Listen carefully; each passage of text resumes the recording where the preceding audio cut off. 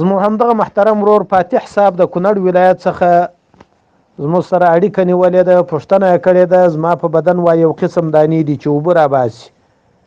هر وار جامې بدلوم، نو دی وایي چې د دغه اوبو سره د دانو د اوبو سره لمونځ روا دی که یا؟ الجواب حامد مصلی و به توفیق محترم وروره، د دغه دانو اوبه مرداري دي، هغه که ژړې اوبه یي که نهونه یي که وینه یي دا ټول مردار دي، نجس دي، جامه باندې مرداریږي، بدن باندې مرداریږي. نو که چیرې ستا د بدن دانې په داسې انداز کې چې ته پاک کالي واغوندې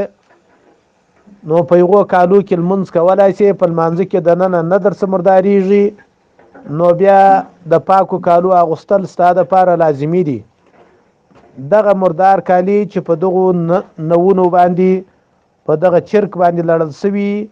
دا که د درهم تر اندازه د ورغوي د ژوروالي تر اندازه زیات شي لمونځ د صحت نه ورسره لري.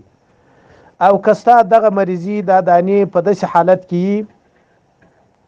ولو که ته د لمانځه دپاره پاک کالي واغوندې بیرته په هغه لمانځه کې ستا څخه خرابېږي بې اختیاره د دغه دانو په چرک باندې لړل کېږي، نو بیا ستا لمونځ کول په دغو جامو کې پروا نه لري، ځکه دا نو بیا تکلیف سو او په لمانځه کې داخل بیا مرداریږي، نو په دغو جامو کې په دې مردارو جامو کې ستا لمونځ صحیح دی.